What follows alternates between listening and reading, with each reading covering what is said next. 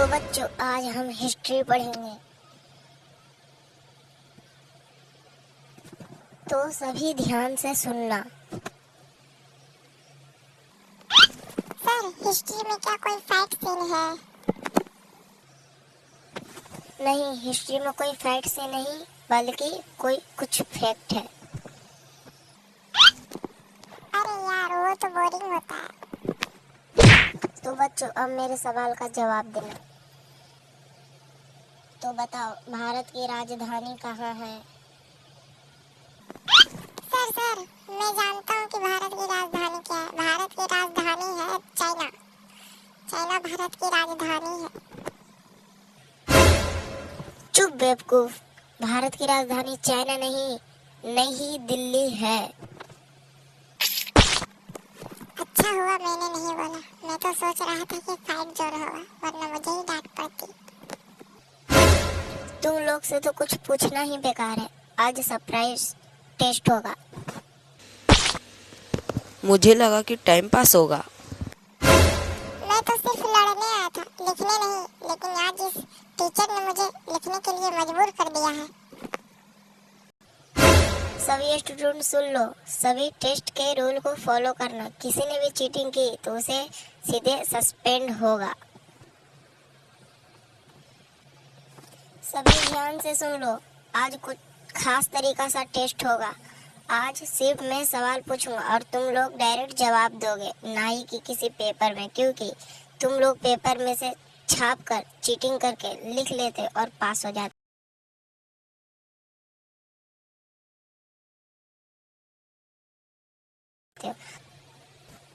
तो पिंटू बता, हमारे क्लास में कितने सब्जेक्ट पढ़ाए जाते हैं?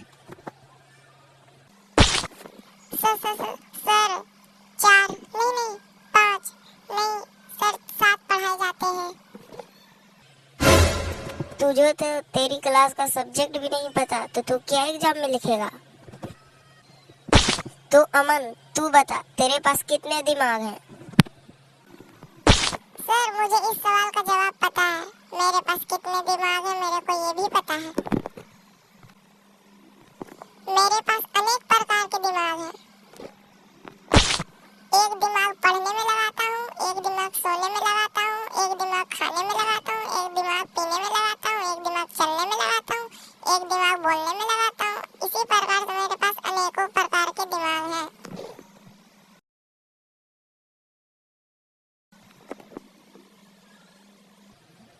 गधे, तुझे तो ये भी नहीं पता कि तेरे पास कितने दिमाग हैं। चल मिंकू तू बता, तेरे पास कितने दिमाग हैं? सर मेरे पास तो एक भी दिमाग नहीं है। मम्मी कुछ काम करने के लिए बोलती है और मैं उसे गलत कर देता हूँ तो मम्मी बोलती है तेरे पास तो दिमाग ही नहीं है।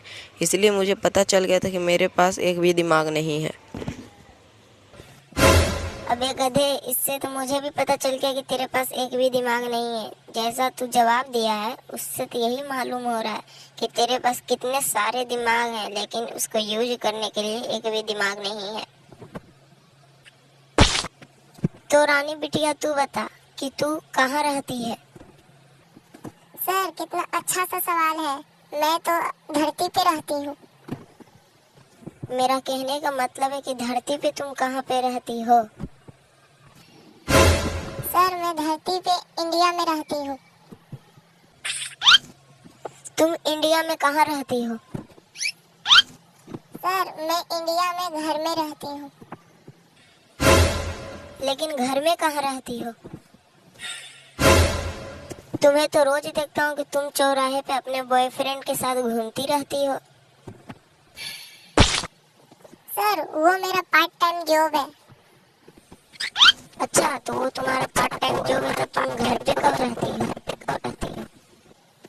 जब मेरे साथ मेरा बॉयफ्रेंड नहीं रहता है तब मैं घर पर रहती हूँ।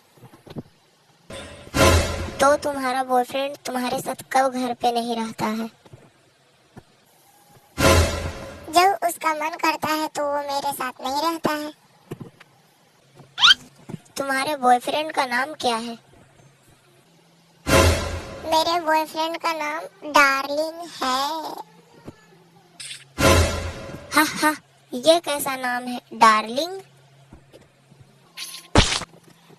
उसे प्यार से डार्लिंग कहती हूँ, इसलिए उसका नाम डार्लिंग पड़ गया है। लेकिन उसका असली नाम क्या है?